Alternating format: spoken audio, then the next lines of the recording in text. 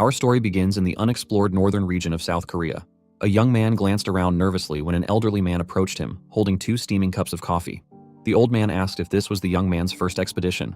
Accepting the coffee, the young man admitted that while he had ventured into gates and dungeons before, this was his first time in an uncharted area, which made him uneasy. The old man chuckled and advised him to brace himself mentally. Such places, untouched for centuries, were likely teeming with monsters, perhaps even ancient ones. Curious, the young man inquired if their expedition leader was truly from the renowned Lee clan, rumored to be the patriarch's brother and thus exceptionally powerful. The old man glanced to the side and revealed that their leader was, in fact, an illegitimate son of the clan, a man so weak he had been exiled. He was speaking of Lee Cheol, the 9th illegitimate child of the esteemed Marshal Lee clan. Cheol overheard the old man's words, telling the newcomer that he lacked both talent and tenacity, being only a 7th-rank martial artist at his age. The old man questioned how they could rely on someone like Cheol, causing him to grip his sword tightly in shame. Just then, someone approached Cheol and brusquely ordered him to prepare to move. Cheol glared at the man briefly before lowering his gaze and complying. He was aware that the men around him belonged to the Shadow Sword Squad, a direct unit under the Lee clan patriarch, tasked with his protection. Yet, something felt off. Cheol couldn't shake the uneasy feeling about this mission. There was a time when Cheol had dreams and aspirations. When he first understood the weight of being part of the esteemed Lee clan, he had been filled with hope. During the steel selection ritual, he had been chosen by the highest-ranked weapon, a moment he believed would mark the beginning of his rise. He thought that with hard work and recognition, he might one day earn the respect of his peers. But that hope faded. One day, a healer revealed Cheol's X-ray results, showing mana paths entirely unsuited for magic or martial arts. The priest declared that reaching the 9th rank would be nothing short of a miracle. When word spread, Cheol's achievements at the ritual were dismissed as a fluke. Despite this, Cheol persevered, defying expectations by reaching the 7th rank by age 25.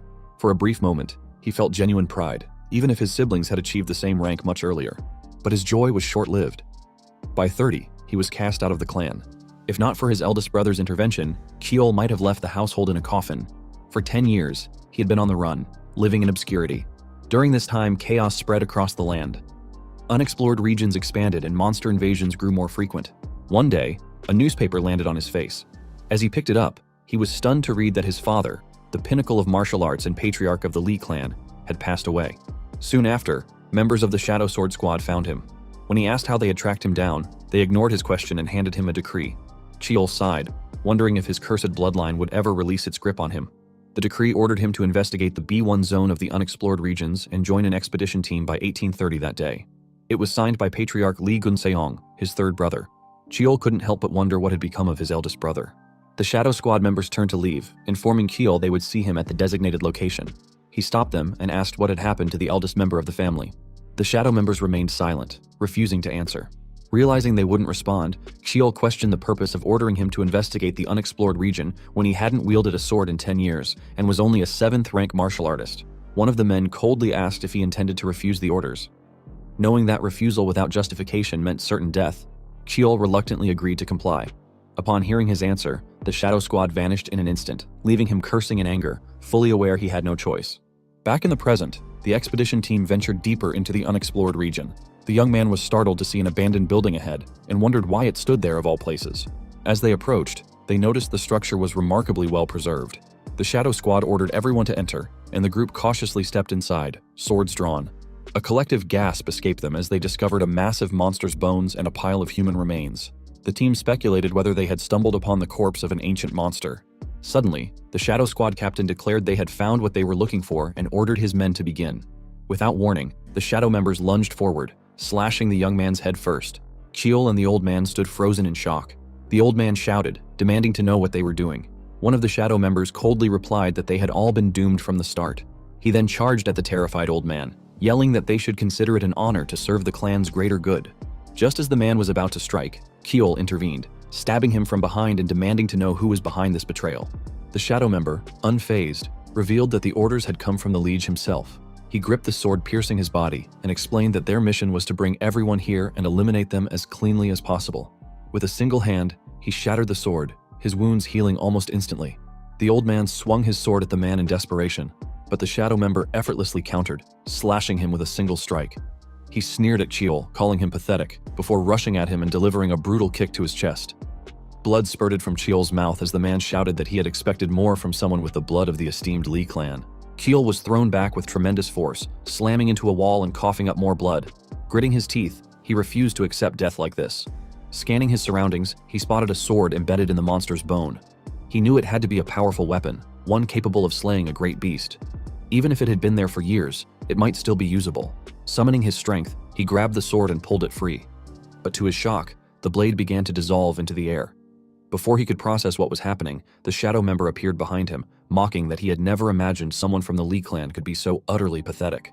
With a brutal slash, the man cut Keel deeply from behind, shouting that he would send him off like a Lee, at the very least.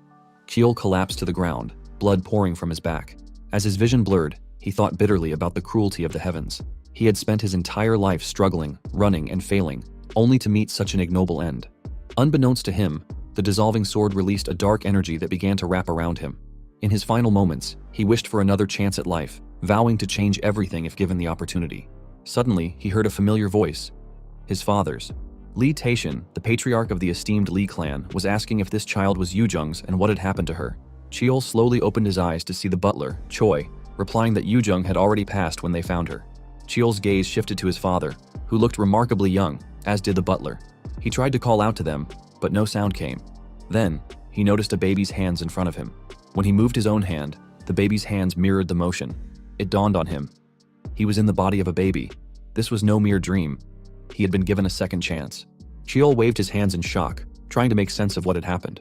He knew he should be dead, but now he found himself in what seemed like the past.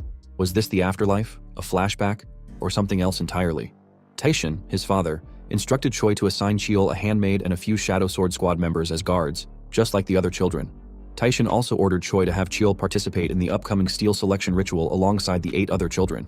Choi hesitated, reminding Taishin that Keel was still very young and not yet ready, and that the youngest of the 8 children was still a few months older. Taishin dismissed the concern, stating that age shouldn't matter, which surprised Choi. After giving his orders, Taishin left the room, leaving Choi to sigh in relief. Keel, still processing everything, felt the overwhelming pressure his father exuded, just as he remembered. He looked down at his tiny hands, realizing this was too vivid to be a mere flashback. He recalled Taishin and Choi's conversation, confirming that this had indeed happened before. Yet he struggled to accept the possibility that he had truly regressed to the past. A few months after Keel's return to the past, the esteemed Lee clan's special day arrived. The Steel Selection Ritual.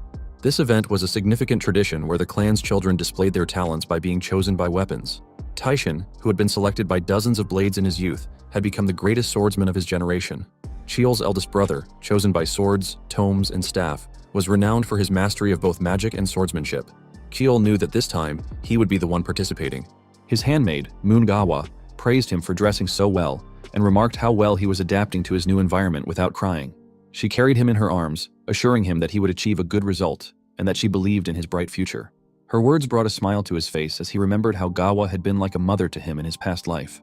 Sadly, she had been expelled due to the hatred of his other brothers. Gawa had been the one person who cried over his loneliness and stayed by his side.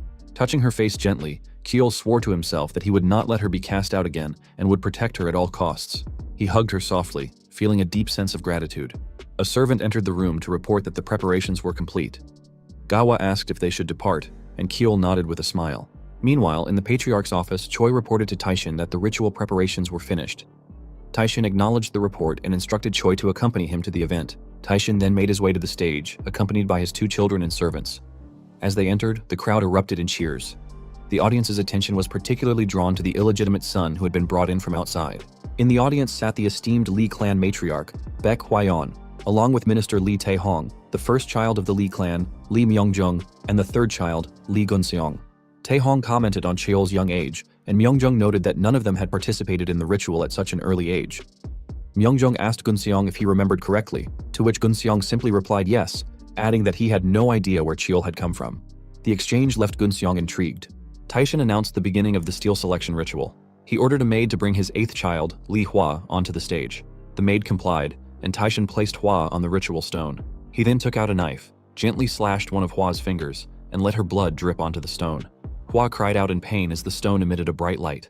The light floated toward the stage where the weapons were displayed and wrapped around the ivory sword, a relic rank weapon of utmost prestige that had not responded to anyone for generations. Taishin used his power to lift the sword and bring it closer, where it landed perfectly in his hand. He declared that from that day forward, the ivory sword belonged to Hwa. The elders congratulated little Hwa, expressing their joy at the birth of another talented child in the family. Hwayeon thanked them, though her happy expression faltered as the ceremony continued, knowing that Cheol's turn was next. Taishin announced that it was Cheol's turn, prompting whispers among the crowd.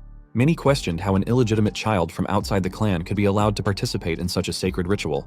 Gawa handed Cheol to Taishin, who placed him on the ritual stone. Taishin sliced Cheol's finger, but unlike Hwa, Cheol endured the pain without crying. Taishin patted his head, expressing pride in his resilience. Cheol realized the moment had come. He remembered that in his past life he had been chosen by the Clear Echo, a heaven-rank sword. As his blood dripped onto the stone, a bright light emerged. Cheol stared at it, wondering if, in this life, he would once again be chosen by a heaven-rank sword. A few minutes earlier, Taehong had noticed Hwayeon's reaction and deduced from her expression that she was in a rather foul mood. He guessed it was only natural, given the sudden appearance of Taishin's hidden son, Cheol. Taehong knew that a pitiful fate likely awaited Cheol, as surviving as an illegitimate son in the Lee clan would be no easy feat. As Taehong pondered this, he noticed someone approaching. It was the head elder of the Lee clan, Lee Cheoljung, a purist and close-minded old man. Taehong expected a sarcastic remark from him.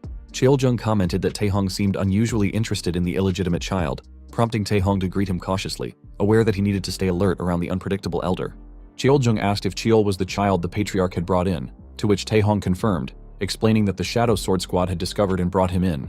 Cheoljung expressed his confusion over the patriarch's decision, questioning why a bastard child of unknown origin was allowed to participate in the steel selection ritual. He pointedly reminded Taehong that the ritual had proven useless for illegitimate children in the past, even referencing Taehong's own failure to be chosen by any weapon. Taehong, angered by the comment, demanded to know what Cheoljung meant. Cheoljung quickly apologized but added that Taehong's story as an illegitimate child who failed the ritual was well known.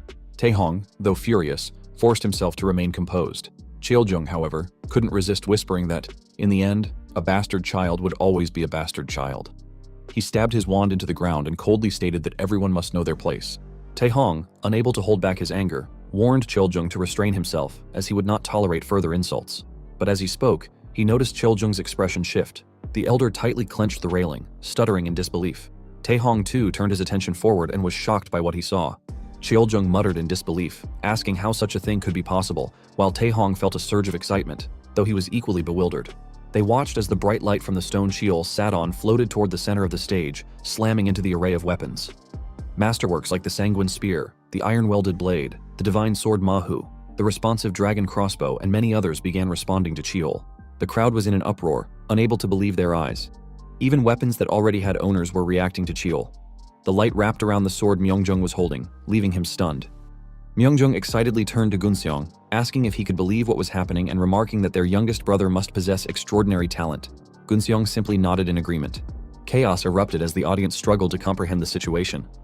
Many whispered that an illegitimate child shouldn't be capable of such a feat, yet they all knew the steel selection ritual was infallible. Taishin calmly ordered silence, and the crowd immediately fell quiet. He reminded everyone that, according to clan law, all weapons that chose Cheol rightfully belonged to him. However, given the unprecedented nature of the situation, he invited suggestions on how to proceed. Taehong raised his hand and proposed that, while the clan's laws were clear, granting Cheol all the responding weapons would undermine the ritual's purpose. He suggested allowing Cheol to choose a single weapon instead, ensuring the ritual's integrity for future generations. Taishin considered the suggestion and snapped his fingers, causing the weapons to float in the air. He agreed to Taehong's proposal and lifted Cheol using his power, gently placing him on the floor. Taishin then instructed Cheol to choose the weapon he desired. Cheol, though unsure why this outcome differed from his past life, decided to make the most of the opportunity. He crawled forward, passing by legendary weapons like Franch, the dragon-slaying sword, the Holy Spear, forged from the body of a saint, White Whale, Valheim, the staff crafted from the world tree where Fae rested, the Celestial Sword, said to have been forged when the sun, moon, and stars aligned, and many others. Yet, he continued crawling until he reached his destination, confident in his choice. Taishin was stunned when he realized Cheol was reaching for the Black Twilight, a sword discovered by the clan's founder in unexplored lands. Covered in dust and shrouded in mystery, the sword's true power had never been unlocked, and no ancestor had ever been chosen by it. Though classified as a heaven-level weapon, its known abilities did not justify the ranking, and it was stored alongside other heaven-level weapons, more as a symbol of its connection to the founder than its utility. Taishin wondered if Cheol's choice was merely the whim of a child or something more significant. Taishin lifted both Cheol and the Black Twilight, holding the child in one hand and the sword in the other. He smiled, musing whether this could be another will of the skies. With pride, he raised the sword and announced that Cheol had chosen the Black Twilight, marking the end of the ritual. Hwayeon, however, was furious. She saw Kiel as nothing more than a nuisance and resolved that if he ever became an obstacle, she would have no choice but to eliminate him. 9 years later, 9-year-old Kiel informed his maid Gawa that he was heading to his afternoon training. She was surprised and insisted on escorting him, following closely behind. Kiel told her he could go alone, but she disagreed, questioning why he was heading to Zone 1 when the other training areas were empty, and Zone 1 wasn't particularly spacious. He explained that someone was waiting for him there. Suddenly, they heard a scream nearby. Gawa noted that it seemed someone was in Zone 7. They soon saw a young girl panting heavily while being lectured by an instructor. The instructor shouted at her to perform another vertical slice, and she confidently agreed. Kiel recognized the girl as the 8th child, Hua. Gawa, worried, reminded him to address her as his older sister, as he could get into trouble if someone overheard him calling her otherwise. However, Kiel didn't want to call her sister, as they were only 5 months apart. Hua paused to catch her breath, but the instructor barked at her to wield the sword as if it were an extension of her body, emphasizing that she must handle it carefully to avoid injury. Frustrated, Hua threw the sword to the ground in exhaustion and shouted back, demanding to know why the instructor was nagging her so much. She angrily declared that it didn't matter how she held the sword, causing the instructor to panic. He pleaded with her to calm down, explaining that his instructions were for her benefit, and begged her to try again, assuring her she would do better this time. Kiel asked Gawa who the man was, noting that he seemed to have his work cut out for him. Gawa explained that he was Commander Baek Lee-hyun of the Ebony Squad. Kiel was surprised that a commander of such skill was teaching a 9-year-old. Gawa, sensing his reaction, reassured him that a teacher who could truly recognize his talent would appear soon. Kiel, though confused, simply nodded. Gawa then apologized for not being able to look after him as well as she would have liked, blaming her own incompetence. She mentioned how Hua had grown up eating nutrient-rich baby food, implying that Kiel had not been given the same advantages. Kiel, frustrated, asked why she kept bringing this up and reminded her that he was always grateful for everything she had done for him. Her eyes softened at his words. He then told her he didn't want instructors like Lee-hyun, as they were only there because of the Lee clan's influence. He added that he already had some good teachers. A short while later, Kiel arrived at Zone 1, the esteemed Martial Hall, an exclusive training area reserved for the direct line of the Lee clan. He knew Zone 1 was more of a symbolic space, representing the clan's distinguished history rather than a practical training area. However, he had a reason for being there. He stopped in front of a closed storage room and pushed the door open, revealing a collection of older weapons stored inside. Among them, he found a cracked sword leaning against the wall. He picked it up, wondering if he should use it today. After regressing 9 years ago, Kiel experienced several surprising changes. One of the most significant was his newfound ability to read the memories embedded in weapons. Standing in the training hall, he spread his feet, exhaled deeply, closed his eyes, and gathered his inner energy in his chest. When he opened his eyes, he focused on the cracked sword in his hand. Through it, he saw a memory of a man explaining to a group of students that the basics of sword techniques were the same for both advanced and beginner levels. Kiel watched as they demonstrated the correct posture and followed their movements. He had learned that the older and more remarkable the weapon, or the stronger the wielder's attachment to it, the clearer the memories he could see. Thanks to the sword's memories, he successfully executed the first form of the 7-star sword technique, Crimson Wind. He felt a sense of accomplishment, having finally mastered the 7-star sword. Over the past 2 years, he had absorbed the memories of most of the weapons stored in the esteemed Martial Hall. Startled by the sound of clapping behind him, Kiel turned to see Taehong approaching with a wide smile. Taehong, a 4th-rank martial artist and the minister of the Lee clan, was one of the few family members who had genuinely cared for Kiel in both his past life and the present. Though not from the direct line, Taehong's skills were widely respected. Kiel greeted his uncle respectfully, and Taehong patted his head, telling him there was no need to be so formal. Taehong expressed pride in Kiel's dedication to training, noting that he saw him at the training hall every day on his way to and from work. He acknowledged how difficult it must be for Kiel to face discrimination from his siblings, but encouraged him to overcome it. Kiel assured him he was fine, emphasizing that he was still part of the esteemed Lee clan's bloodline. He explained that he had learned the clan's name carried the meaning of "prove yourself with the sword," and he had sworn to do just that with his own strength. Taehong was surprised by his maturity and couldn't help but wonder why someone like Kiel had to be born illegitimate. Taehong reminded Kiel that he was nearing the age for the naming ceremony and offered to be his teacher for the event, even though it was a bit late. He asked Kiel what he thought of the idea and if he was pleased with the offer. Kiel thanked him, but declined, explaining that there was a rule forbidding him from having a teacher before the naming ceremony. He added that he didn't want to put Taehong in a difficult position. Taehong pointed out that Kiel's siblings were blatantly breaking the rules, receiving training from great teachers and consuming nutritious food. Kiel responded that he believed rules shouldn't be broken, even if everyone else was doing so. He reiterated his desire to prove himself with his own strength. Taehong, struck by his resolve, marveled at how mature Kiel seemed for a 9-year-old and noticed that his eyes resembled Taishan's. He admitted that he couldn't change Kiel's mind and patted his head firmly, remarking that he was as stubborn as his father. Taehong expressed concern, saying he couldn't do much if Kiel was set on his decision. but it still bothered him. He then asked if there was anything else Cheol needed. Cheol's face lit up, as he had been waiting for this moment. He told Taehong he had a favor to ask, which excited his uncle. When Taehong asked what it was, Cheol smirked and replied that he wanted to see what was hidden beneath the secret warehouse. The request left Taehong startled. Later, a car arrived in front of a massive gate. A guard signaled for the vehicle to stop and asked the driver, Taehong, to identify himself and state the purpose of his visit. Taehong explained that he was the minister of the Lee clan and was there for a routine inventory check. He introduced Cheol as the youngest member of the Lee clan, adding that he was on a field trip. The guard verified their identities and allowed them to enter. As the gates opened, they drove inside. Cheol knew he needed to act fascinated, so he gazed out the window with an expression of awe. Taehong asked if he was really that excited, to which Cheol replied yes, explaining that he had heard the secret warehouse housed the family's greatest treasures. He smiled to himself, knowing the item he sought was also stored there. The secret warehouse was legendary. It was said to contain weapons of myth, ancient relics whose existence was uncertain, and countless other rare items. People claimed that if something extraordinary existed, it could be found within the Lee clan's secret warehouse. As they entered, Cheol continued to act amazed, looking around with wide eyes. Taehong pressed the elevator button and explained that the basement of the warehouse contained weapons sealed away for various reasons. Cheol excitedly mentioned that he had heard about monster-level weapons that consumed their owners. Taehong agreed, teasing that if Cheol held such a weapon, it might devour both his body and soul. Cheol pretended to be scared. Taehong laughed at his reaction and reassured him that they wouldn't be entering such dangerous areas. He told Cheol to take his time exploring while he handled his business upstairs. Cheol nodded, stepped into the elevator, and waved goodbye to Taehong. When the doors closed, he sighed in relief, realizing how exhausting it was to act like an innocent child. Cheol knew the basement of the secret warehouse, often called the graveyard of weapons, was where countless dangerous and sealed relics were stored. His reason for coming here was to find a specific weapon, Boundless. He recalled that in its normal state, Boundless appeared as a dagger, but when infused with mana, it could change its length, shape, weight, and other properties at will. In his past life, Gunseong, the third child of the Lee clan, had discovered Boundless in this very warehouse. The weapon's overwhelming versatility earned Gunseong the title Ever-Changing, which ultimately led to him becoming the patriarch instead of the eldest sibling, who had been the likeliest candidate. After ascending to power, Gunseong had hunted down Cheol, who was in hiding, and purged him. To prevent history from repeating itself, Cheol knew he had to secure Boundless before Gunseong could find it. Cheol gathered his mana in his palm, preparing to search for the weapon. He knew it would take time, but he was determined to check each relic one by one. As he released his mana, he swore to himself that this time, he would obtain Boundless before Gunseong.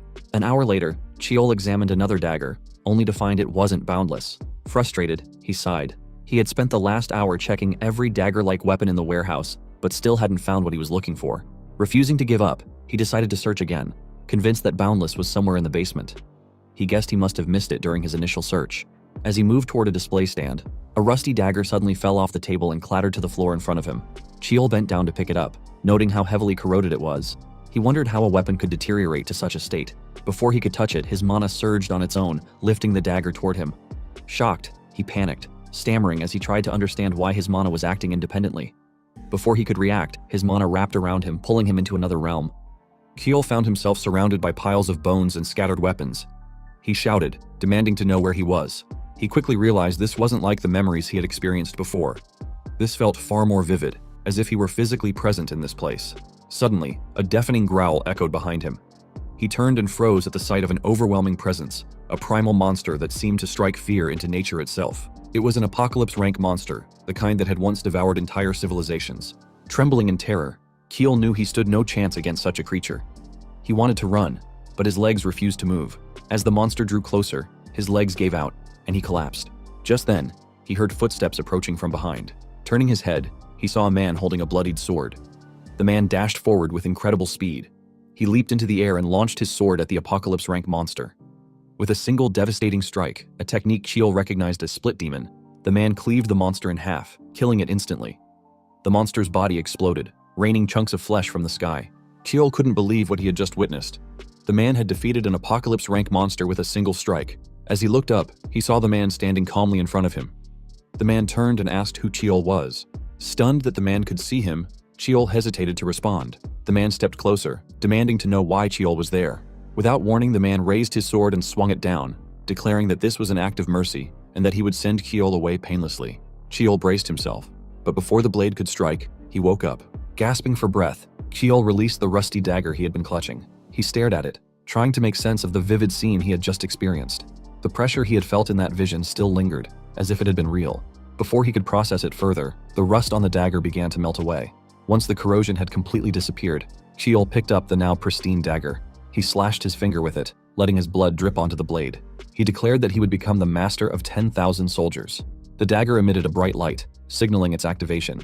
Cheol swung it to the side, and to his amazement, the blade expanded in size. He spun around, testing its movements with a few more slashes. Confident now, he realized he had finally found Boundless. Days later, Cheol was in Zone 1's training hall, attempting to replicate a technique, but it ended in yet another failure. It had been a week since he obtained Boundless, the weapon he had discovered in the underground secret warehouse. To keep it hidden, he had transformed Boundless into a ring. As he practiced, he recalled the technique he had witnessed in the vision. The Split Demon. The man who had demonstrated it had only shown him the technique and mentioned its name, likely because he believed Cheol wasn't ready to learn it yet. Cheol knew that, beyond the sheer power of the technique, the man's movements had been incredibly graceful, something he couldn't replicate no matter how hard he tried. Smiling, he raised his sword and swung it backward, reminding himself that he wasn't in a rush. He spread his legs, recalling how, before his regression, he had been an outcast who couldn't even inherit the family's basic techniques. This was his first time experiencing such advanced martial arts, and he felt determined to master it. He assured himself that he could do it, as he remembered the man's movements clearly. However, he suddenly stopped, realizing a critical flaw. He was a 9-year-old child, not an adult. Trying to mimic an adult's movements would never be efficient. He realized he needed to adapt the technique to suit his own body, slowly and naturally. Relaxing, Cheol closed his eyes and adjusted his stance. He wielded the sword in a way that felt natural for his smaller frame and swung it down with force, causing the floor to crack. Pulling the sword out of the ground, he felt a surge of satisfaction, knowing he was starting to get the hang of the Split Demon technique. However, he still needed to solve the issue of mana utilization. No matter how many times he tried to replicate the mana flow he had witnessed, he always failed, as if he were forgetting something crucial. Frustrated, he sighed and decided to keep practicing, unaware that someone was silently watching him from the shadows. As he prepared to practice again, a figure with long hair rushed toward him from behind and grabbed his sword. Startled, Cheol turned to see a woman demanding to know where he had learned the technique he was practicing. He noticed her dark hair and brown eyes, clear signs that she was a direct descendant of the esteemed Li clan. Confused, he asked who she was, which seemed to surprise her. She wondered aloud how he didn't recognize her, then guessed it might be because she rarely left her quarters. She introduced herself as Li Gyongha, shaking his hand with such enthusiasm that it caused him to spin around. Cheol realized she was his youngest aunt and remembered Taehong mentioning in his past life that Gyongha was different from others and that Taishin had disliked her. The realization made his stomach churn, and he suddenly felt dizzy, collapsing to the ground. She remarked that he seemed rather fragile, making him wonder why she didn't consider the possibility that she was simply unnaturally strong.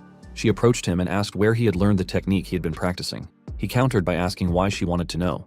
She explained that what he had used was an ancient martial art, and she had a deep fascination with old martial arts, which was why she was curious. She pulled a book from her pocket, mentioning that ancient monsters had lived long ago as well, and handed it to him as a gift. Cheol accepted it and opened it as she instructed. He noticed the handwriting was difficult to read, but he could tell it contained information about mana techniques and martial arts. The content seemed advanced, making it hard for him to fully grasp. This led him to question the rumors about Gyongha, realizing they might not be entirely true. He stopped at one page and asked her what it was about. Excited, she leaned over to look and explained that it described old mana techniques based on mana paths rather than mana circles. She added that in the past, mana techniques relied solely on mana paths, unlike modern techniques that stored mana in the heart. She questioned whether it was fair to dismiss the old techniques as outdated. Cheol was surprised by her perspective, as he had never considered it before. She went on to explain that she believed the ancient mana techniques were superior to modern ones, which was why so few records of them remained. She had been researching amplification and transformation techniques for years. Hearing her explanation, Cheol realized that the technique described in the book was similar to the one used by the man in his vision, Boundless's mana technique. He handed the book back to Gyongha and walked to the center of the training hall, telling her to wait a moment. Confused, she asked what he was doing. Cheol picked up his sword and began spreading his mana from the mana circle throughout his body. He then rejected the mana's attempt to return to the mana circle, focusing solely on utilizing the mana paths. When he opened his eyes, he knew he had finally understood the mana utilization technique the man had used. Confident, he lifted his sword and swung it down, slashing the ground in front of him in a perfect, clean line. The force of the strike shattered the ground, leaving both Cheol and Gyongha stunned. Cheol was thrilled that he had succeeded, but Gyongha rushed over and grabbed him, demanding to know if it was an amplification technique. He confirmed it, and she pressed him for details on how he had done it. He simply replied that he had figured it out, which she accepted but still asked how. He countered by asking why he had to tell her. She shouted that he had used the notebook she gave him to understand it, and that notebook contained everything she had studied. She then calmly explained that she had spent over 10 years searching for a way to use the technique, even after being kicked out of the clan. She asked what she needed to do for him to share his knowledge. Keel hesitated for a moment before telling her she would need to promise him 3 things. She asked what they were, and he explained the first. She must not talk to others about him unless he gave her permission, even if it was his eldest brother or father. Confused, she asked why. He explained that he disliked the idea of people discussing him, to which she agreed, noting that she felt the same way. Her expression turned sad as she spoke. Keel continued, stating that the second condition was that she must never lie to him, as they needed to trust each other. He promised to be truthful with her as well.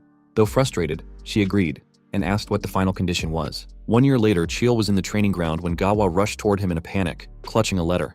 Gyeongha, who was nearby, looked at Gawa curiously as Cheel asked what had brought her there. Gawa, out of breath, handed him the letter and urged him to read it. Gyeongha, equally confused, asked what it was. Cheel opened the envelope and found a summons order for the naming ceremony, scheduled for the 10th of September at the Central Training Hall. The letter was signed by Myungjung as a proxy, making Cheel wonder if Taishin was away. He hadn't heard about any expeditions or absences, but before he could dwell on it, he noticed Gyeongha trembling beside him. Gyeongha furiously demanded to know why the naming ceremony summons had arrived now. Cheel asked her what was wrong, and she explained that she had finally started to grasp their research and needed his guidance more than ever. She shouted that if he attended the naming ceremony, he would have to stay for a while, leaving her without his help. She begged him not to go, but Cheel remained silent, watching as his aunt threw a tantrum. Over the past year, Cheel and Gyeongha had been deeply immersed in researching mana techniques. They had studied modern mana techniques, which used the mana circle as the core, and ancient mana techniques, which relied on the mana paths. They had also explored a new type of mana technique that combined the two. Gyeongha had shared that successfully merging modern and ancient techniques was her dream. Thanks to their year of research, Cheel had discovered that accumulating mana, transforming its traits in the mana circle, and using the mana paths to control and utilize it, allowed him to wield mana far more efficiently than others his age. Gyeongha, still upset, stuttered as she asked if he really had to go and if he couldn't skip the ceremony, arguing that their research was more important. Cheel calmly replied that she knew he had no choice but to attend. Her disappointment deepened, but he assured her that it wouldn't take long and that he intended to continue their work. Gyeongha, confused, asked how he planned to balance the demanding lessons of the naming ceremony with their research. Cheel smirked and explained that he would proceed with both the mana technique training and the recovery of ancient techniques simultaneously. Later, Cheel entered the training tube alongside Hwa. The instructor informed them that their training for the day would involve enduring magic attacks for 30 minutes. Jang Wook, the Blood Tiger Squad's group leader and instructor, observed Cheel closely. He noticed something unusual. Cheel was deflecting every attack, even though Wook had expected him to fail immediately, given that Cheel had never received basic training. Wook realized that Cheel was using advanced mana techniques to deflect the attacks. As he watched, he noticed the intensity in Cheel's eyes and realized that Cheel was testing himself, comparing his skills to Hwa's to gauge his own level. Wook also observed that Cheel was subtly pushing for higher level lessons, despite being only 10 years old and an illegitimate child. Wook questioned whether it was fair to label Cheel as just an illegitimate child, given his evident talent. Feeling a pang of guilt, Wook clenched his fist and vowed to reflect on his past behavior. He resolved to teach Cheel everything he could, going beyond the standard lessons for the naming ceremony. 30 minutes later, the training ended. Cheel stretched his body, thinking how insane it was for the Lee clan to subject children to a device that constantly activated magic attacks to build resistance. As he moved his shoulders, he noticed a change in Wook's tone toward him, though he didn't expect an apology. Deciding not to dwell on it, Cheel began walking to rest, unaware that someone was hiding nearby. Suddenly, Hwa lunged at him, but he blocked her attack effortlessly. Hwa called him a bastard and demanded they talk. Cheel pushed her hand away and asked what she was trying to do. Hwa warned him to watch his mouth, reminding him that she was a legitimate child while he was not. Cheel simply turned around, not wanting to deal with Hwa, and told her he didn't have time to talk. His dismissive attitude shocked and angered her. In a fit of rage, she launched her fist at him, shouting for him not to ignore her. Cheel was startled to see her using mana and frustrated that she wouldn't leave him alone when he just wanted to walk away. He dodged her attack and grabbed her collar with swift precision, holding it tightly and making her tremble in pain. He told her that if she wanted to whine and cry, she should do so in her mother's arms, as he was too busy to deal with her. He released her and turned to leave but paused when she shouted that everything was his fault. She blamed him for the constant comparisons she faced since the steel selection ritual, where his performance had overshadowed hers. She screamed at him to disappear like any other illegitimate child, claiming it wasn't fair that she couldn't sleep, had no time for snacks, and was always training, while he seemed to excel effortlessly. She was about to say more but stopped herself, realizing she had almost revealed too much about her mother's demands. Cheel calmly told her it must be convenient to blame others for her struggles. He reminded her that, as a so-called bastard child, he didn't have the luxury of making excuses. He added that if she couldn't sleep, she should stay awake. If she couldn't catch up to him even by skipping snacks, she should stop eating altogether. and if she resented him, she should do whatever it took to surpass him. He concluded that if she ever managed to surpass him, he would apologize, as that was how their family operated. Hua clenched her fists, calling him an arrogant bastard, and vowed to outperform him at the naming ceremony. She swore she would make him beg for forgiveness and warned him not to forget it. Chiol quietly walked away with a smile but stopped to look back at her, telling her he would look forward to it. A moment later, in the Zone 7 training hall, Hua was training intensely. Her handmaid noticed someone approaching and greeted Huayan, the matriarch of the Li clan. Huayan ordered the maid to leave, as she needed to speak with her daughter. The maid complied, and Huayan entered the training hall, where Hua was pushing herself to her limits.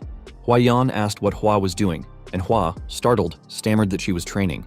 Huayan reminded her that she had heard about her recent loss and expressed disappointment, saying she had expected Hua to crush her rivals.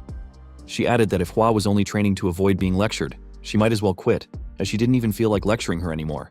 Hua explained that she wasn't training because of her mother's expectations, but because she wanted to. She declared that she would surpass Kiol no matter what, not because she was told to, but because she was determined to do so on her own. Huayan, visibly angered, asked if Hua was saying she was motivated by a bastard child. Hua tried to explain but couldn't find the words. Huayan reminded her that, as a legitimate child of the Li clan, her standing was fundamentally different from Chiol's. Surpassing him should have been a given, yet here she was, being driven by him. Huayan then handed Hua a small bottle, explaining that it contained a lethal poison called dreamlike trance. She placed it in Hua's hand and walked past her, coldly stating that if Hua couldn't surpass Kiol, she should trample him instead, as that was their family's way. Without another word, Huayan left. The next day, in Chiol's palace, Gawa stared at the computer screen, stuttering in disbelief. She checked his 14th report card again, which showed all ranks at the top. Kiol asked her what she thought and if she was finally free of worries. Overwhelmed, Gawa hugged him tightly, saying she hadn't done much for him, yet he had achieved so much. Chiol hugged her back and told her not to say such things. Suddenly, they both froze when they heard a loud noise outside. Gyeongha burst into the room excitedly, shouting that it was time to train. Chiol replied that he had just finished training, but Gyeongha insisted they had to go, claiming that training in mana arts would help relieve his fatigue. Chiol pointed out that he had never heard of such an effect, causing Gyeongha to stutter and look around nervously as she insisted it was true. Sighing, Chiol told her he had something to show her. He revealed his progress, shocking her when she realized he had attained his first star. Mana arts training typically involved 3 stages. The Iron Body stage, where practitioners strengthened their bodies, the Qigong stage, where they altered the nature of their mana, and the Extraordinary Ability stage, where they demonstrated supernatural abilities through mana. However, Gyeongha's mana arts were different. Even at the same stage, practitioners could exhibit unique abilities, which was why her system was divided into stages of stars rather than the traditional progression. Gyeongha examined Chiol to confirm his achievement and praised him for reaching 1 star. She asked if it had been awkward learning to use his mana paths, admitting she had thought it would take him another year. Chiol explained that he had learned to use them during his lessons, though the training had been grueling. He mentioned that he had struggled with mana control and that the balance between his mana circle and mana paths had nearly shattered. He realized that mana flows naturally like water and that the body itself acts as a vessel for mana. Gyeongha looked at her hand and told him she believed she could achieve the same, though it might take time. Chiol felt relieved that she had finally grasped the concept. Gyeongha hugged him tightly, thanking him for his guidance. Chiol screamed in pain, telling her she was breaking his ribs. She let him go and confidently declared that they should aim for 2 stars next. Chiol, lying on the ground in pain, thought he might die from her enthusiasm. Gyeongha explained that what he had achieved was 1 star and asked if he understood how it differed from the traditional first stage. He confirmed he did. She then asked what he thought his greatest strength was. Before he could answer, she interrupted, saying she didn't think he was right. Startled, Chiol insisted she had never seen him in swordsmanship training. Gyeongha admitted she had watched him a few times out of boredom, but clarified that she believed his greatest ability was his talent for mana arts. She explained that his skill in mana arts was so extraordinary that it overshadowed everything else, including his swordsmanship. She added that no one had ever been able to follow her mana arts teachings before, which confused Chiol, as he had been ridiculed in his past life for his inability to use mana. Gyeongha concluded that attaining 2 stars wouldn't be difficult for him, and that if he succeeded, the naming ceremony would be a piece of cake. Gyeongha excitedly told Chiol that from then on, she would teach him proper techniques, and he needed to focus. Chiol agreed and stood up, asking Gyeongha what was beside her. She glanced at the box next to her and touched it, then suddenly threw something at him.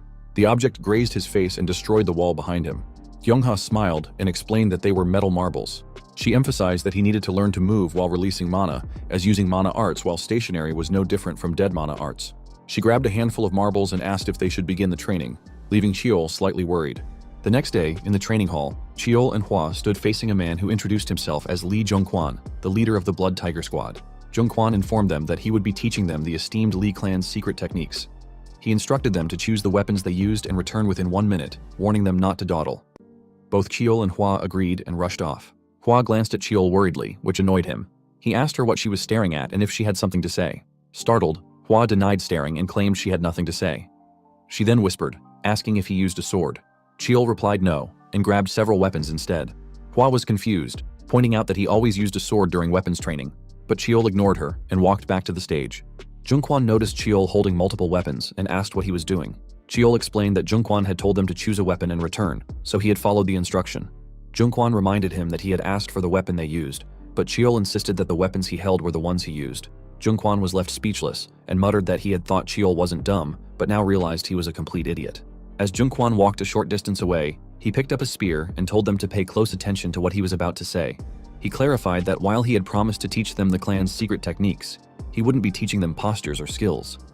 Instead, he explained that the Li clan's secret arts, known as enlightenment, required a strong foundation and the awakening of the sixth sense dormant in their blood. Zhongquan warned them not to struggle too much when awakening their sixth sense. Hua, worried, asked what Zhongquan was going to do. Chiol told her to prepare herself if she didn't want to be knocked unconscious immediately. Before they could react, Zhongquan appeared beside Chiol in an instant. Shocked, Chiol barely managed to deflect Zhongquan's spear strike, though the force pushed him back. Zhongquan was impressed that Chiol had blocked the attack. Chiol landed safely on the ground, cursing under his breath that he had to go through this crazy training again. He stood up, positioning his feet firmly, determined to approach this training differently than in his past life. With a focused expression, he dashed toward Zhongquan, vowing that this time things would be different. Weeks passed, but Chiol continued to be outmatched by Zhongquan. During one session, Hua dashed from behind to attack, but before she could get close, Zhongquan spun his spear and struck her back, sending her crashing to the floor. It had been a month since they began training with Zhongquan, and the intensity of the sessions left them with broken bones and internal injuries. Chiol knew this wasn't the kind of training suitable for 10-year-olds, but he refused to complain. He was starting to get the hang of it, and that was enough motivation to keep going. Later, Hua woke up screaming and asked if she had passed out again. Chiol confirmed it was her 22nd time, adding that he had only passed out 16 times. Frustrated, he shouted that she wouldn't pass out if she were better prepared. Zhongquan observed them, noting that Hua had an incredibly sturdy body. Despite his heart attacks, she had never sustained serious injuries. Zhongquan also realized that Chiol was something special. Initially, he had thought Chiol was foolish for bringing an armful of weapons, but he now saw that Chiol was proficient with all of them, utilizing each one effectively. Zhongquan smiled, intrigued by Chiol's progress over the past month. He ordered them to resume training and return to their positions. Hours later, both Chiol and Hua were exhausted. Chiol called out to Hua, and she asked what he wanted. He told her he would give her a signal and asked her to block Zhongquan just once for him. Hua questioned why she should help him, and Chiol replied that she didn't have to if she didn't want to, but he thought they could land a solid attack together. Hua hesitated but eventually asked if he was sure about the plan. Chiol confidently confirmed. Hua then dashed toward Zhongquan, shouting that he would pay for his earlier strike. Chiol followed, knowing that at his current skill level, he stood no chance of winning alone. Their only advantage was their numbers. Zhongquan acknowledged their teamwork, spinning his spear as he prepared to counter. Chiol stabbed at Zhongquan's head, but Zhongquan easily dodged and deflected the attack. This was part of Chiol's plan. Impressed by Chiol's skill, Zhongquan dashed toward him. Chiol swung his spear and shouted for Hua to act. Hua appeared from above, swinging her sword at Zhongquan. While Zhongquan was distracted, Chiol threw his spear aside and grabbed a nearby sword, infusing it with his mana. He knew the only way to land a proper attack was to use the ultimate technique he had learned from Boundless. Lifting his feet off the ground, he dashed forward, executing the split demon technique. Zhongquan was shocked by Chiol's sudden attack. As Chiol closed in, he released his sword and aimed a punch at Zhongquan's head, believing it would work. He struck with all his might, feeling a surge of pride, but Zhongquan still managed to block it. With a forceful motion, Zhongquan dragged Chiol forward and hurled him into a wall. The impact caused Chiol to cough up blood and scream in pain. Zhongquan congratulated Chiol on awakening his sixth sense after 37 days of training. He then effortlessly dodged Hua's sneak attack, telling her she still had a long way to go. Hua landed next to Chiol and collapsed as well. Zhongquan walked away with a smile, announcing that their training for the day was over. A few minutes later, both Chiol and Hua woke up. Hua angrily demanded to know what had gone wrong with his plan, shouting that she had trusted him. Meanwhile, Zhongquan examined his palm, noticing a small injury. He realized Chiol had managed to land a hit despite Zhongquan's use of mana, something he had vowed not to do during their training. Zhongquan acknowledged that Chiol had the ability to judge when to abandon an attack and possessed excellent combat sense. He knew this would make the elders of the household wary of Cheol in the future. Hua awakened her sixth sense on the 47th day, and both she and Cheol graduated from Jungkwan's lessons. Cheol used his remaining time to rest and review what he had learned. During this period, his eldest brother, Lee Myungjung, visited him. Myungjung, known as the Twin Star, was nearly a 2-end rank magician and a 2-end rank martial artist. While others admired and feared him, Cheol saw Myungjung as his one true brother. Myungjung apologized for not being able to pay much attention to Cheol lately due to his busy schedule. Cheol assured him it was fine. Myungjung noted that it was their first meeting, yet Cheol recognized him immediately. Cheol confirmed this, explaining that even though they were half-brothers, he couldn't possibly not know the face of his eldest brother. Myungjung gently corrected him, saying they might have different mothers, but Cheol was as much his brother as any of their siblings. He thought to himself that Cheol, despite not having gone through his naming ceremony, seemed unusually harsh on himself. Cheol apologized, but Myungjung told him there was no need and that he didn't have to be so formal, as they were brothers. Cheol warmly agreed, realizing that Myungjung had always been kind, even in his younger years. Myungjung then pulled something from his pocket, explaining it was a gift to commemorate their first meeting. He had received it when he was admitted to France's Eiffel Magic University, but believed Cheol would find more use for it. He handed Cheol a potion called Nectar, the Wine of the Gods, a high-tier miracle medicine produced in limited quantities, only 500 milliliters per year, in France's Magic Tower. Cheol accepted it and thanked Myungjung, surprising him.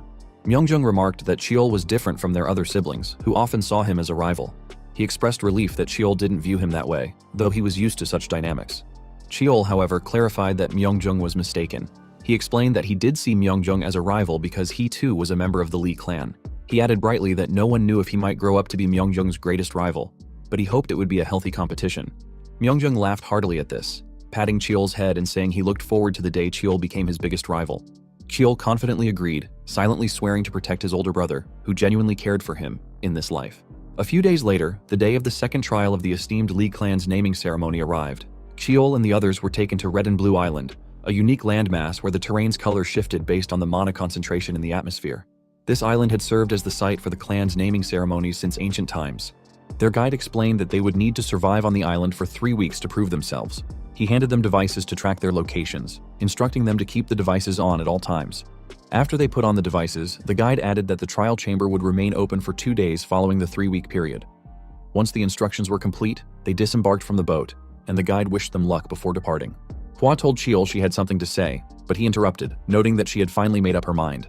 Confused, she asked how he knew she had been trying to say something to him since their training began. Cheol simply stared at her, wondering how he could have missed her obvious behavior. He told her to go ahead and say what was on her mind, promising to at least listen.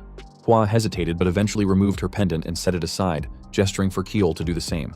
He complied, and once both pendants were removed, he asked what she wanted to tell him. Hua pulled out a small vial from her pocket and explained that it contained a poison called dreamlike trance. She revealed that the poison was only effective against children under the age of 15 and would evaporate if exposed to air for more than 5 minutes. However, if ingested, it would cause long-term malfunctions in the victim's mana paths. Cheol asked seriously who had given it to her, but she refused to answer. Instead, she threw the vial onto a rock, causing it to evaporate, and declared that there was no evidence left. She shouted that she would beat him fair and square, without resorting to such underhanded methods, and demanded that he take the trial seriously and give it his all. Cheol was initially stunned, but then smiled, assuring her that he had always planned to do his best, regardless of her actions. Hua praised his determination. She then asked if he was fully equipped, and advised him to challenge the center of the island only after he had acclimated to the environment, as she had heard it was extremely dangerous. Cheol replied that he was aware of the risks and teased her, asking if she was worried about him. Hua shouted that she wasn't worried about him, but was concerned he might die before they could settle their rivalry. Suddenly, a loud growl echoed from the forest ahead, startling both of them. They exchanged a glance, knowing the growl came from deep within the woods. Hua told Cheol not to die and began walking away. As she disappeared into the distance, Cheol felt a pang of guilt, knowing his destination wasn't the outskirts of the island. He clenched his fist, encouraging himself, and set off confidently toward the center of the island, ready to face whatever challenges awaited him. Meanwhile, in the surveillance room, members of the Lee clan were watching Hua on the screen. As expected, she had already completed her first assignment, hunting. They noted that the number of animals she had defeated was impressive, especially for her first practical experience. Cheoljung remarked that this was only natural, given that Huayon was her mother, and there was no way Hua would underperform. He asked if it had been 47 days since the training began, and Jungkwan confirmed, adding that Hua hadn't originally been at this level. It had been expected that she would take 2 full months to reach this point. Jungkwon acknowledged that Hwa had decent talent but emphasized that her rapid improvement was largely due to Cheol's influence, as he had provoked her to push herself harder.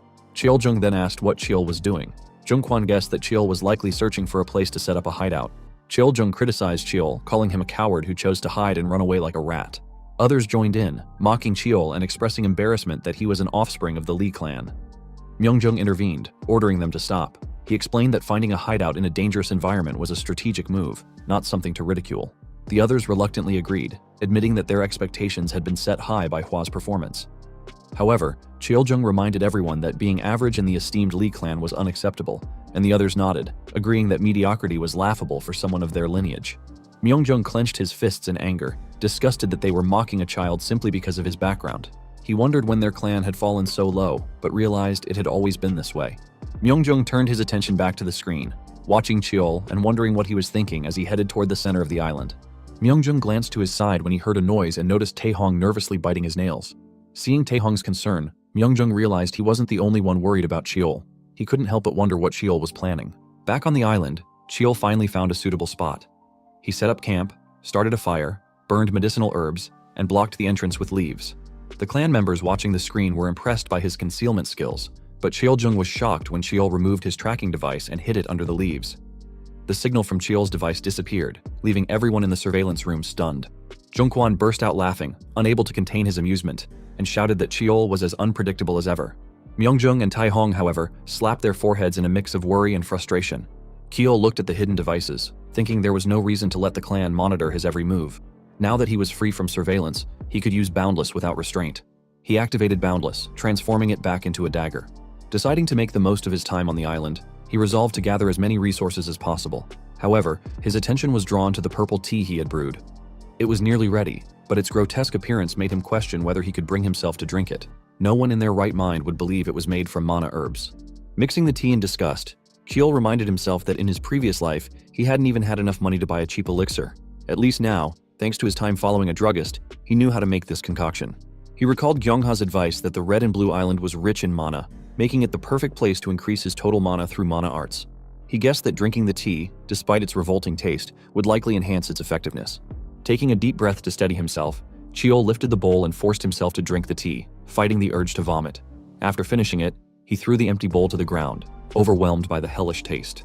With that, Cheol's lonely 3-week struggle on the island began. On the 18th day of the naming ceremony, in Myungjung's office, someone requested permission to enter.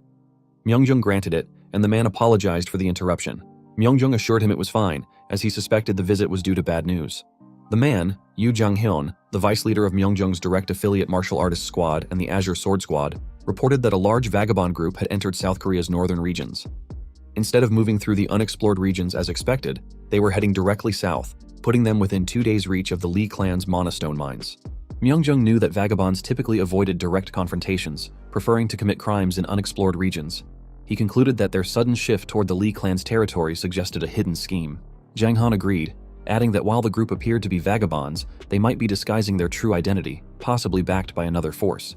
He also shared intelligence indicating that the Nine Dragons Stronghold, a massive organization from Zhongyuan, was moving forces toward the northern border.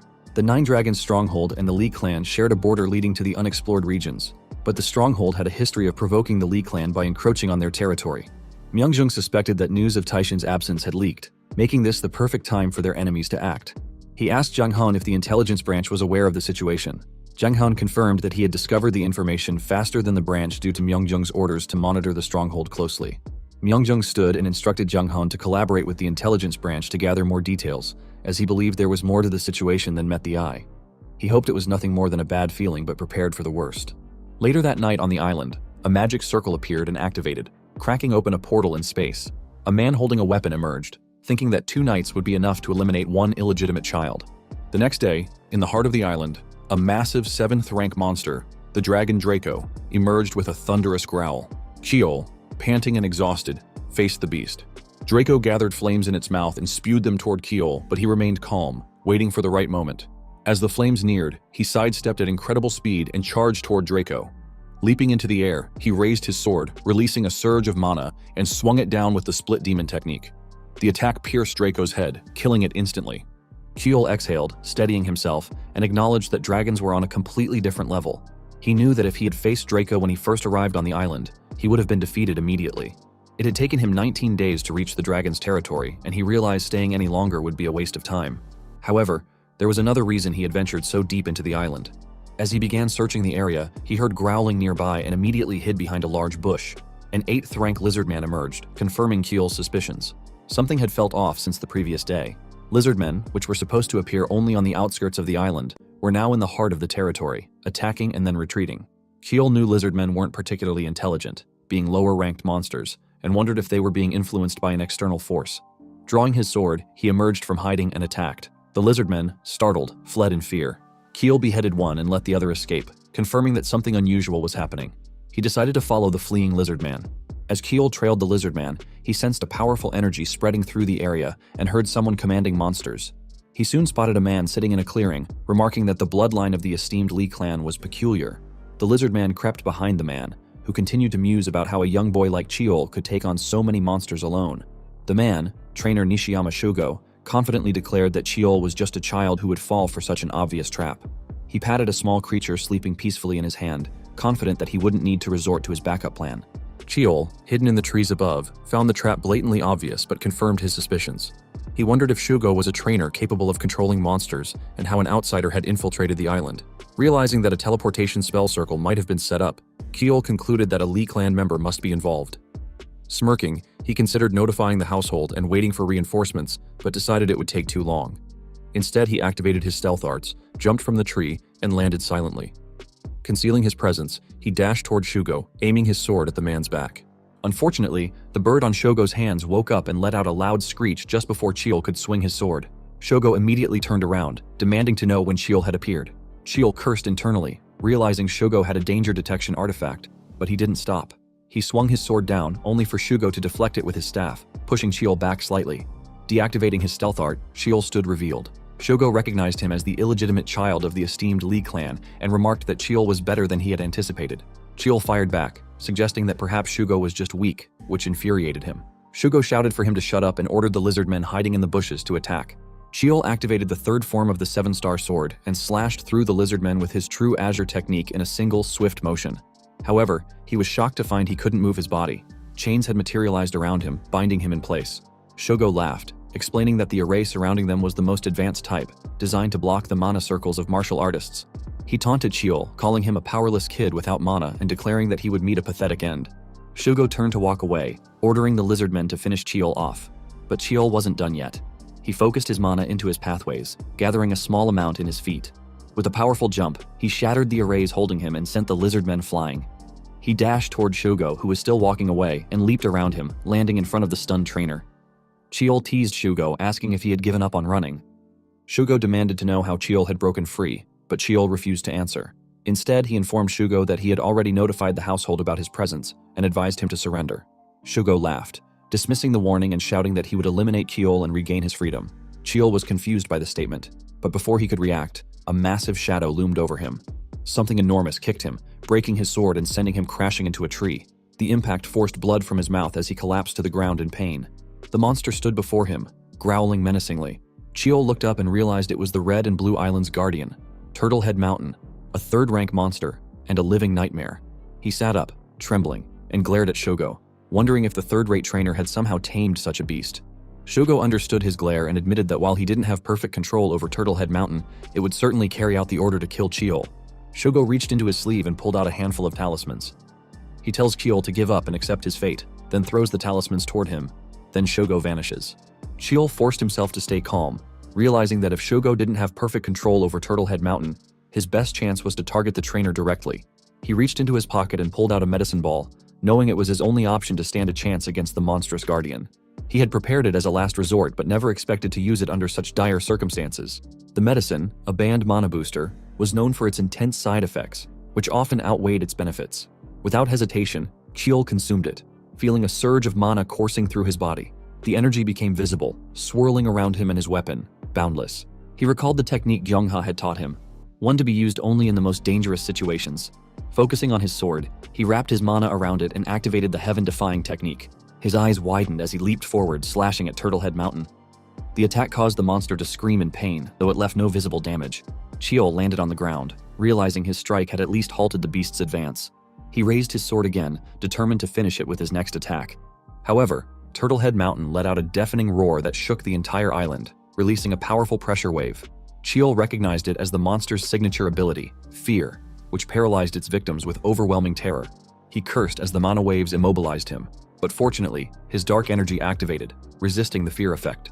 Summoning all his strength, he dashed forward and swung his sword with everything he had, using Boundless's first technique, Split Demon. The strike landed on the monster's neck, enraging it further. Turtlehead Mountain unleashed another wave of fear, this time from above, clearing the dark sky and intensifying the pressure. Chiol coughed up blood and dropped to his knees, overwhelmed by the pain. He knew he didn't have much time. The side effects of the mana booster and the heaven-defying technique were taking their toll. Forcing himself to stand, he clutched his chest and ran, knowing he had only 10 seconds left to find Shugo. As the seconds ticked down, he scanned his surroundings and noticed a thread on the ground. With 3 seconds remaining, he followed the thread into a small path, where he found Shugo hiding. Shugo heard his footsteps and turned, demanding to know how Chiol had found him. Chiol didn't respond, instead thrusting his sword forward. Shugo leaped back, but Chiol extended his sword with a surge of mana, slashing Shugo in the final second. Exhausted, Chiol released his sword and collapsed to his knees, trembling in pain. He quickly searched his jacket, knowing he needed to stabilize himself before passing out. He pulled out the nectar potion, remembering Gyeongha's advice to drink it if he ever used the heaven-defying technique. He consumed the potion, feeling its effects immediately. Chiol tried to stand, knowing he had to deal with Shugo before any monsters arrived, but his body gave out. He lost consciousness and fell to the ground, the battle taking its final toll. A moment later, Chiol opened his eyes to find himself surrounded by whiteness. He wondered where he was and what had happened to Shugo and Turtlehead Mountain. Before he could gather his thoughts, a searing pain shot through his body as his dark energy surged uncontrollably. He felt as though his entire body was falling apart. Then, a massive eye appeared, staring down at him. It spoke, explaining that the substances he had consumed were too dangerous for humans, yet both were now inside him. Turtlehead Mountain admitted it had hoped Chiol wouldn't wake up, but decided to offer him something instead. It tossed a purple beehive-like object in front of him, the purple glowstone of clarity. The monster told him he wasn't meant to eat it, rather it would consume him. It urged him to grow stronger so he wouldn't be devoured by time. As Chiol lost consciousness again, he saw the guardian of the red and blue island walking away. When Chiol woke up again, he saw Hua standing nearby. He acted disgusted at the sight of her, which angered her. She reminded him that she was older and should be respected, but decided to let it slide since he wasn't in good condition. She asked how he was feeling. Chiol closed his eyes, assessing his body. His mana had increased significantly, but his body was a mess. Broken mana paths, twisted intestines, fractured bones, and damaged muscles. Despite this, he told Hua it wasn't that bad, which shocked her. She shouted that it was, in fact, very bad. Chiol looked at Hua, wondering if he had hurt his head. He recalled that the purple glowstone of clarity was something Hua was supposed to take. It was a miraculous medicine that reinforced the body, increased mana, and granted resistance to poisons and curses, something he had desperately wanted. He felt a pang of guilt for Hua, realizing she had missed out on the opportunity. Sitting up, Chiol asked Hua what she was doing there. Before she could answer, Myungjung rushed over, calling his name in concern. Myungjung asked if he was alright and insisted he treat his mana first, handing him a potion. Chiol assured him he was fine and drank the potion while Myungjung watched with worry. Myungjung then asked Hua to excuse them for a moment. Once she was out of earshot, Myungjung told Chiol that if he had died, he would have annihilated Shogo and every organization involved, no matter their size or influence. Chiol laughed, saying it was nice to hear. Myungjung acknowledged that Chiol's actions were something every martial artist should aspire to emulate. However, as his older brother, he couldn't view it positively. Chiol shyly apologized, explaining that he hadn't expected Turtlehead Mountain to appear. If he had known, he would have waited for a better opportunity. Myungjung sighed in relief, glad that Chiol understood the difference between arrogance and confidence. Chiol then told Myungjung that since he had dealt with Shogo, he assumed he had the right to know the details. Myungjung explained that Shugo was a nearly 5th rank sorcerer who had dabbled in Onmyodo. He had been expelled for attempting to use banned sorcery, and must have activated advanced sorcery while Turtlehead Mountain was dormant. Myungjung speculated that Shogo had tried to eliminate Chiol and make it look like a monster's doing.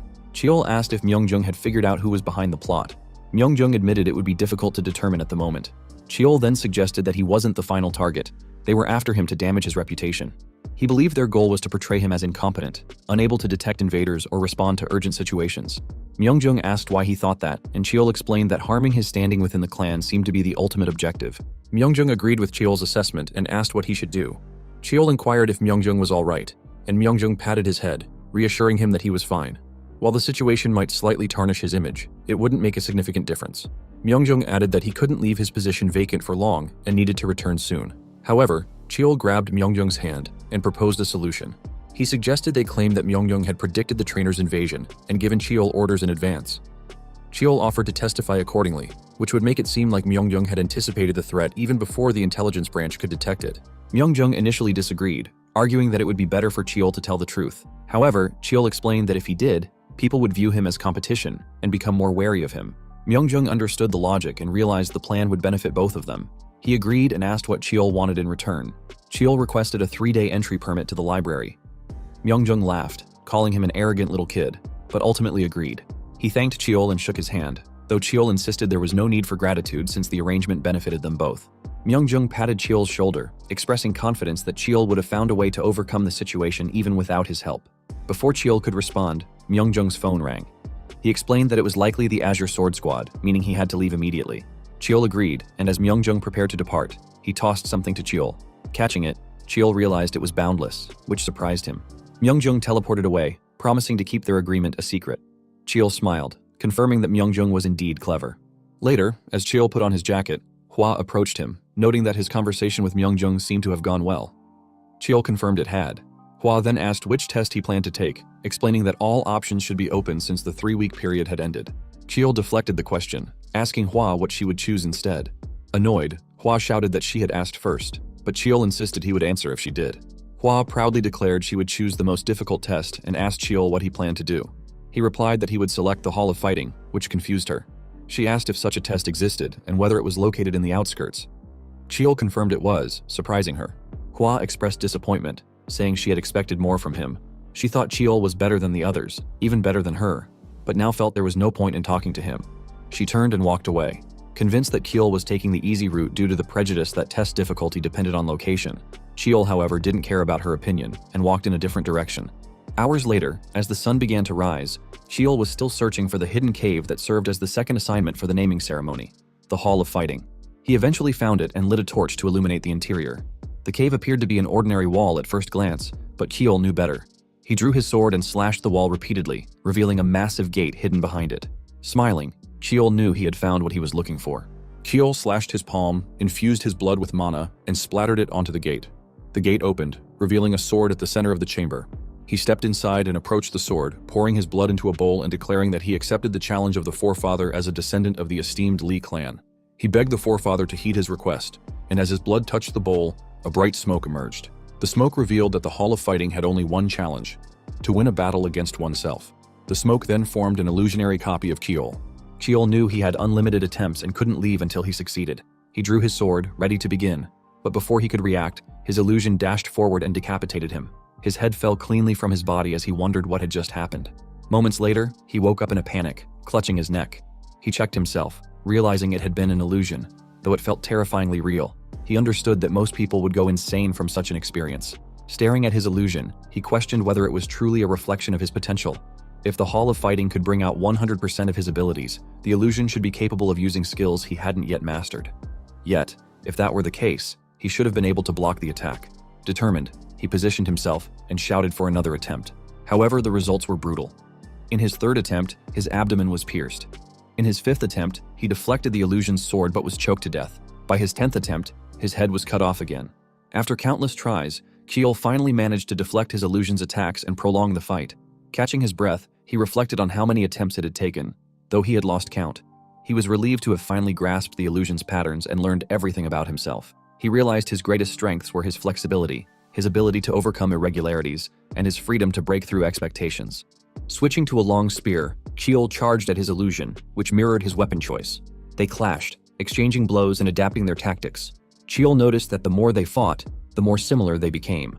Eventually they locked weapons in a stalemate, but the illusion broke free, switched back to a sword, and rushed at him, piercing his abdomen. Cheol, however, smirked and called the illusion stupid. Grabbing its arm, he raised his sword and unleashed the split demon technique, shattering the ground behind the illusion. The illusion dissolved into the air, but not before giving him a proud smile. Cheol knew that passing the Hall of Fighting would grant him a hidden ability of the Lee clan. In his past life, he had gained Reinforce, the most common ability. As mana spread around him, healing his injuries, he wondered what ability he would receive this time. When the ability manifested, he was surprised by what he saw. Hours later, outside the Hall of Fighting, members of the Lee clan waited anxiously. Taehong sighed, worried that Cheol hadn't emerged yet. He muttered about how many incidents Cheol had caused during the naming ceremony. Suddenly, someone shouted that there had been a change in mana density and the gate was opening. They watched as Cheol stumbled out, exhausted. Taehong rushed to catch him, shouting for him to wake up. With dry lips, Cheol begged for water and food before collapsing into a deep sleep. Taehong, both relieved and annoyed, shouted angrily, calling him a fucking bastard. The next day, Cheol was back at his palace. Gawa cried as she hugged him, scolding him for challenging the ancient hall of fighting created by the forefather on Turtlehead Mountain. Cheol calmly told her he was covered in dirt and had been unconscious for a month. Gawa gently held his face, admitting she had planned to scold him but was just glad he was back. She wiped her tears and promised to prepare a bath and food for him. Before leaving, Cheol asked where Gyeongha was, expecting her to be the first to greet him. Gawa hesitated, causing Cheol to worry and ask what was wrong. A moment later, after eating and washing up, Cheol went to meet Gyeongha. She greeted him cheerfully, but he was frustrated to see her in prison. He asked what had happened, but she simply apologized and said she was glad to see he was fine. Gyeongha then excitedly asked how he had managed to increase his total mana, as his body shouldn't have been able to handle such a surge. She told him to sit down so they could talk, but he calmly called her name instead. Gyeongha scratched her head and assured him she was fine. Cheol knew she had gone too far for him, causing a scene in front of the elders and his eldest brother, blaming them and shouting that they were repeating the same mistakes as always. Gyeongha apologized, explaining that whenever she thought about people causing trouble for him, she couldn't hold back her anger. The thought of not being able to see him again made her furious, and she felt as though something was choking her. Cheol was startled by her words. Though he still couldn't fully trust Gyeongha, he realized he had started to see her as part of his family. Sighing, he decided to accept it. Before leaving, he told Gyeongha he would get her out soon and asked her to wait a little longer. Gyeongha, confused, urged him not to push himself. Cheol assured her he wouldn't and promised she would be free soon. As he walked out the door, he told her he would visit her again. Later that night, at the airport, the Lee clan members watched as an airplane landed. The stairs were lowered and the door opened. Hwayeon and the Lee clan children waited outside as Taeshin stepped out. They welcomed him back, and Taeshin thanked Hwayeon for waiting, though she insisted it hadn't been long. She informed him that she had prepared hot spring water and a meal for him to enjoy. Taeshin acknowledged her efforts, and Cheol observed him, noting how strong Taeshin had become since the naming ceremony incident. Yet Cheol still couldn't gauge the difference in their strength. Taeshin glanced at him briefly before looking away, leaving Cheol wondering if their eyes had met. Taeshin then paused and reminded everyone that he didn't need someone who refused to fight for the family. He added that only one of his children seemed to have the desire to surpass him. The others were startled, asking who Taeshin was referring to. Cheol sighed, realizing that despite hiding his emotions well, Taeshin had still read his thoughts. Later, in the esteemed Lee clan banquet hall, members of the clan gathered. Cheol stood to the side, noting that the banquet was unusually grand for a naming ceremony. He guessed it might be because such events were rare for the Lee clan. As he observed the attendees, he recognized a man known as the youngest leader of a magic tower and the vice chief of Onmyodo. While Cheol was busy identifying the notable figures, Butler Choi approached him. Choi gracefully informed him that the patriarch was looking for him. Cheol asked for confirmation, and Choi assured him it was true, guiding him to Taeshin. Cheol followed, wondering why Taeshin had summoned him personally. He hoped it wasn't anything too serious. Cheol and Butler Choi arrived at the location where Taeshin was waiting. Cheol respectfully greeted Taeshin and was surprised to see Myeongjung standing beside him. He quickly realized why he had been summoned. Taeshin explained that they were there to discuss the naming ceremony. He mentioned that, according to Myeongjung, Cheol had been ordered to capture an outsider and had taken the initiative to handle the situation. Cheol, knowing Taeshin was already aware of the truth, confirmed it. He explained that he had offered a deal to Myeongjung to prevent potential problems in exchange for 3 days of access to the library. Taeshin acknowledged the false reports but warned Cheol there would be no next time. Cheol bowed and assured him he understood. Taeshin then turned to Myeongjung, warning him to expect an appropriate punishment soon. He ordered Myeongjung to return to the banquet hall and oversee the event, as it was his responsibility. Myeongjung agreed and before leaving smiled warmly at Cheol, who hoped his brother would be alright. Taeshin told Cheol that, excluding the false report, his handling of the incident was commendable. He assured Cheol he would receive the reward he had negotiated with Myeongjung. Additionally, Taeshin offered another reward for discovering the Hall of Fighting. Cheol was surprised and presented his conditions for the rewards. Later, Taeshin addressed the gathered guests, thanking them for attending the banquet. He explained that the event was held to celebrate and bless 2 children, Cheol and Hwa. Both knelt in the center of the hall as Taeshin announced the start of the naming ceremony. He called Hwa to the stage first, declaring that as she had been chosen by the Holy Sword, she would always light the way for others. In hopes of guiding her along this path of light, Taeshin bestowed upon her the name Seohyun. Hwa, overjoyed, thanked her father. Taeshin then called Cheol to the stage. As Cheol walked forward, he noticed the atmosphere was entirely different from the steel selection ritual, though it made no difference to him. Taishan spoke of Cheol's intelligence, strength, and flexibility, comparing him to a master blacksmith forging steel into blades. He praised Cheol for training relentlessly to reach his potential and declared there was no better way to describe him. With a snap of his fingers, a banner unfurled, revealing Cheol's name. Taishan announced that he had given Cheol the name Cheol. Cheol remembered that in his past life, Taishan had given him the same name, symbolizing strength and resilience like steel. However, the meaning behind it had now changed. Placing his fist over his heart, Cheol swore he wouldn't stop until he reached the pinnacle of the esteemed Lee clan. He felt proud to bear the name Cheol and thanked Taishan for it. Days later, in the esteemed Lee clan's isolation ward of the judicial department, Gyeongha was pacing restlessly. She grabbed the bars of her cell and shook them violently, shouting that she wanted to leave. She complained about the cramped space and lamented that she hadn't even been able to see Cheol receive his name. She screamed, demanding to know where Cheol was, leaving the guards begging for assistance. The phone in the isolation ward rang as Gyeongha continued her tantrum. Moments later, while she was biting a blanket and shouting about wanting to leave, a guard opened the cell door and informed her she was free to go. Gyeongha, confused, asked for clarification. The guard explained that while she would be contacted about her punishment later, she was free to leave for now. Overjoyed, Gyeongha kicked the door open, prompting the guard to plead with her not to damage the cell again. As she excitedly jumped out, someone called for her to wait. Recognizing the voice, she turned around, expecting Cheol. She asked if he had truly gotten her out, and he confirmed it. Surprised, she asked how he had managed it. Cheol handed her a letter, which she opened and read. It stated that she had been appointed as an elder and would serve as the master of the 9th child, Cheol. Gyeongha was stunned, but Cheol calmly told her to take good care of him and addressed her as his master.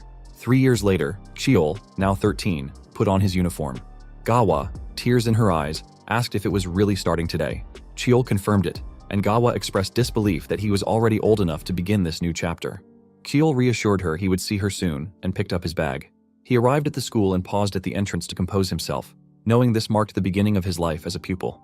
Minutes later, all the students gathered in the field. Whispers about Cheol spread quickly, with some discussing his achievements during the steel selection ritual and naming ceremony. Others dismissed him as a lucky bastard, hating him solely for being an illegitimate child. Cheol remained silent, wondering how long the chatter would continue, as he was growing impatient. Suddenly, the students began murmuring that the 8 children of the main family were arriving. Cheol glanced to the side and saw Hua walking across the field. The students' reactions to her were starkly different from their treatment of him, but Cheol was confused when Hua stopped and approached him. She greeted him shyly, saying it had been a while and hoping he wasn't too bothered by what happened during the naming ceremony. Cheol, puzzled, asked what she meant. Hua reminded him of the moment she had expressed disappointment in him, making Cheol realize she wasn't as cold-hearted as he had thought. He told her to forget about it and not to worry, which visibly relieved her. Hua excitedly asked if he was sure, adding that she had thought he might be petty. This comment annoyed Cheol, and he asked what she meant by it. Hua told Cheol that she had heard their aunt Gyeongha was now his master and a member of the library. Before Cheol could respond, an instructor called for everyone's attention. The instructor announced that class assignments would begin and instructed all named pupils to gather in front while maintaining their formations. The students grew nervous, worried about being placed in the wrong class. Cheol understood their anxiety. Class allocation was crucial, as cadets trained for 3 years, and each level was divided into 5 groups. The more talented pupils were assigned to higher classes, while the less skilled were placed in lower ones. The instructor handed a paper to Hua, congratulating her on being assigned to Class 1. Cheol had expected Hua to be placed in the highest class, so this was no surprise. The instructor then approached Cheol, handing him his assignment card with a cold demeanor. Cheol thanked them politely, though he noticed the instructor's disappointment. He read the card and realized he had been assigned to Class 5, also known as the garbage dump, where students were expected to drop out. Cheol knew this was a setup orchestrated by the elders and Hwayeon, as class assignments for members of the main family were based on the results of the naming ceremony. While others might see this as a setback, Cheol considered it an advantage, as it meant less interference and fewer expectations. A guide approached to lead Cheol to Class 5. He agreed and followed, but he noticed Hwa glaring at him, clearly furious. Her expression seemed to ask why he was in Class 5 and why he wasn't protesting. Cheol guessed Hwa might intervene if he didn't address the situation, so he raised his hand to assure her he was fine and turned to follow the guide.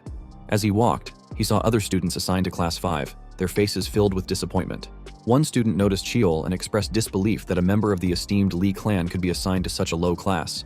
Suddenly, another student approached him, asking if he was the youngest child of the main family. Cheol confirmed it. The student, Kim Han, introduced himself as the son of a small blacksmithing family that worked with the Lee clan. Han stuttered as he expressed his honor at being in the same class as Cheol, calling him the center of attention. Cheol, who didn't recall hearing Han's name in the past, asked why it was an honor. Han explained that he had always wanted to meet Cheol. Sensing Han's sincerity, Cheol sighed and asked what Han thought about his placement in Class 5. Han replied that while the instructors might have determined Cheol's current skills suited Class 5, there was no telling what the future held. Cheol was impressed by Han's determination and confidence. Smiling, he told Han that he passed, leaving Han confused. A moment later, Cheol and the others arrived at the Class 5 classroom. Choi In-ha, along with his friends, greeted the newcomers, calling them newbies. In-ha encouraged them to do their best and offered to answer any questions they might have. The instructor clapped his hands to get everyone's attention and announced that introductions were in order. Lee Jung-ho, the Class 5 instructor and a 5th rank martial artist, introduced himself. He explained that since they had new members, they would skip the lecture and start with a brief overview. Cheol noticed that Jung-ho was still full of determination and enthusiasm, recalling how, in his past life, Jung-ho had even tutored him privately when he struggled to keep up. Jung-ho instructed In-ha to take charge and teach the new students, which In-ha agreed to do. In-ha admitted he was embarrassed to say it, but he had been held back twice and was now in his second year as the class leader. He invited the newcomers to sit down, acknowledging they were likely tired from standing. In-ha also explained that they would be electing a class leader. He emphasized that while they were all cadets, they were often sent on missions, making the class leader effectively the squad captain. Aside from the instructors who provided education and training, the class leaders held full authority. One of the students asked how the class leader was chosen. In-ha explained that while he didn't know how other classes did it, Class 5 typically decided through light duels, followed by a vote. He announced they would begin the duels, clarifying that the purpose was to test each other's strength, so the use of mana was forbidden. After each duel, there would be a short break. Cheol, however, interrupted, asking if In-ha was joking. In-ha, confused, asked if Cheol was dissatisfied with something he had said. Cheol replied that he was dissatisfied with everything In-ha had said and done. He picked up a wooden sword and reminded everyone that they were in the esteemed Lee clan. He told them to get a grip, adding that if they wanted to roleplay school, they should have gone to a normal school in the safe zone instead. Cheol then walked onto the stage, ignoring In-ha's protests that he was being too radical. In-ha tried to explain that he had suggested a peaceful way to resolve the matter, but Cheol stabbed the wooden sword into the ground and declared that In-ha wouldn't understand with words. He ordered everyone to come up one by one, challenging them all to face him. A short while later, Cheol was catching his breath, exhausted but victorious. The other students lay on the ground, trembling in pain. In-ha was stunned, unable to believe what he had just witnessed. He wondered how many people Cheol had taken on single-handedly. Cheol called In-ha's name, ordering him to call up the next cadet. In-ha gulped, realizing there was only one person left, himself. Cheol placed the wooden sword on his shoulder and told In-ha to step up. In-ha hesitated, questioning why Cheol was going so far when the duel had no real reward and was merely a cadet sparring match. As the fight began, In-ha blocked Cheol's attacks but struggled to keep up. He noticed Cheol's energy was fading, but Cheol's determination remained unshaken. In-ha clenched his teeth, realizing that deep down, he understood why Cheol was pushing so hard. He too had once been as fierce and desperate to win. In-ha lunged at Cheol, attempting to slash him, but Cheol dodged. In-ha swung his sword again, but Cheol was faster, landing a decisive strike. Cheol declared himself the winner, hitting In-ha's hand and forcing him to drop the sword. In-ha fell to his knees, clutching his injured hand and screaming in pain. Cheol exhaled and ordered the other students to take In-ha to the nurse. However, he was surprised when In-ha shouted that he wasn't done yet. In-ha swung his sword with his left hand, his right hand broken, and declared the fight wasn't over. Cheol blocked the attack, noticing the determination in In-ha's eyes. He forcefully disarmed In-ha and calmly told him it was over. Then, with a swift dash, Cheol swung his sword at In-ha's stomach, causing him to cough and collapse in pain. Cheol ordered the other students to take In-ha to the nurse. He then walked to the center of the stage, addressing the class. He explained that he lived every second as if it were an hour and every hour as if it were an entire year. He warned them that life becomes easy once they start compromising, but if they don't put their lives on the line at every moment, they risk losing everything. Stabbing the sword into the ground, he shouted that he continued to fight, even as he breathed, to protect himself and everything around him. He asked if any of them had ever lived their lives that way, declaring that this was what true fighting meant. A moment later, Cheol sat on the stage, catching his breath, when Jung-ho approached. Jung-ho scolded him for going too far, pointing out that 4 kids had broken bones and 3 had damaged organs. Cheol stood up and responded that if they wanted to survive in the esteemed Lee clan, they needed to endure such injuries. Jung-ho countered that many of the children came from struggling homes. Cheol, however, called Jung-ho's name seriously, stopping him in his tracks. He asked Jung-ho if he really needed to explain when even the cadets understood. Jung-ho fell silent as Cheol walked past him, saying that people like Jung-ho were rare in the Lee clan because he was a good man.